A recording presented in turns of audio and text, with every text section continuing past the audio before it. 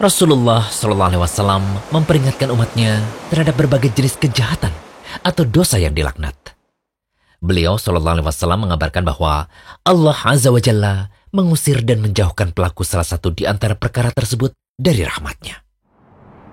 Setiap yang terkena laknat Allah, maka ia berarti jauh dari rahmat Allah dan berhak mendapat siksa, akhirnya binasa. Nah, berikut kami paparkan 5 hadis yang merinci beberapa dosa yang dilaknat tersebut. Hadis pertama. Ali bin Abi Thalib radhiyallahu anhu menyampaikan bahwa Rasulullah SAW pernah bersabda, Allah melaknat siapa saja yang melakukan sembelihan tumbal pada selain Allah, menyebut nama selain Allah. Allah melaknat orang yang melindungi pelaku maksiat dan bid'ah. Allah melaknat orang yang melaknat orang tuanya. Allah melaknat orang yang mengubah batas tanah. Hadis riwayat Muslim. Dari hadis ini kita bisa tahu ada 4 jenis dosa yang dilaknat oleh Allah. Yakni yang pertama, orang yang menyerahkan tumbal atau sembelihan kepada selain Allah, yang bisa jadi karena ingin memenuhi prasyarat pesugihan dan ingin menjadi kaya, atau bisa juga untuk mengangkat musibah dengan segera lewat istighosah kepada selain Allah. Kemudian melindungi pelaku maksiat dan bid'ah. Lalu yang ketiga, orang yang mengutuk orang tuanya. Bisa jadi secara langsung, bisa jadi juga karena dia menjadi sebab orang tuanya dilaknat. Dan yang keempat, orang yang menzalimi orang lain dengan mengubah batas tanah. Lalu hadis kedua, dari Jabir radhiyallahu anhu, ia berkata, Rasulullah SAW melaknat pemakan riba, yang menyetorkan riba, pencatat transaksi riba, dan 2 orang saksi dalam transaksi riba. Beliau mengatakan, mereka semua sama mendapat dosa. Hadis riwayat Muslim. Sebagaimana yang sudah mafhum, riba adalah tambahan pada sesuatu yang khusus. Misalnya yang dikatakan oleh para ulama dalam utang piutang, yang terangkum dalam kaidah, setiap utang piutang yang di dalamnya terdapat keuntungan, maka termasuk riba. Sehingga dari hadis kedua ini, yang dilaknat adalah, pertama, pemakan riba atau rentenir.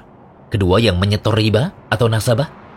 Ketiga, pencatat riba, teller atau sekretaris. Dan keempat, 2 orang saksi dalam transaksi riba. Selanjutnya hadis yang ketiga. Dari Abdullah bin Amr, ia berkata, Rasulullah SAW melaknat orang yang memberi suap dan yang menerima suap. Hadis riwayat Abu Daud, Tirmidzi, dan Ibnu Majah. Syekh Albani mengatakan bahwa hadis ini sahih. Berarti yang dilaknat dalam hadis ketiga ini adalah orang yang menyuap dan disuap. Namun berbeda kalau yang menyuap ini karena menuntut haknya yang tidak bisa diperoleh kecuali dengan jalan menyuap. Maka ia yang menyuap tidak terkena laknat seperti dalam hadis. Selanjutnya hadis yang keempat.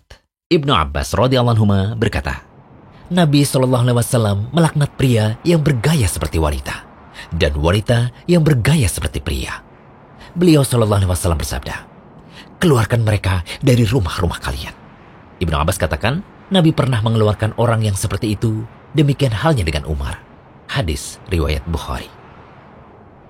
Hikmah balasan berupa laknat Allah bagi orang yang menyerupai lawan jenis adalah karena ia telah berupaya keluar dari sifat yang telah ditetapkan atau diciptakan Tuhan yang Maha Hikmah. Hadis kelima, dari Anas bin Malik radhiyallahu anhu, ia berkata, Rasulullah SAW melaknat 3 orang. Orang yang memimpin kaumnya, lantas mereka tidak suka lantaran penyimpangan agama, bukan masalah dunia. Kemudian istri yang di malam hari membuat suami membencinya karena tidak mau taat pada suami. Dan ada orang yang mendengar hayya 'alal falah, artinya marilah meraih kebahagiaan, lantas ia tidak memenuhi panggilan berjamaah tersebut. Hadis riwayat Tirmidzi. Hadis ini sanadnya benar-benar lemah menurut Syekh Albani. Walau hadis ini dhaif, tetapi maknanya sahih. Setelah mengetahui kelima hadis tadi, semoga kita semakin takut berbuat maksiat dan berusaha menghindari dosa-dosa yang telah disebutkan. Jangan lupa kunjungi rumaisa.com. Update setiap hari, insya Allah.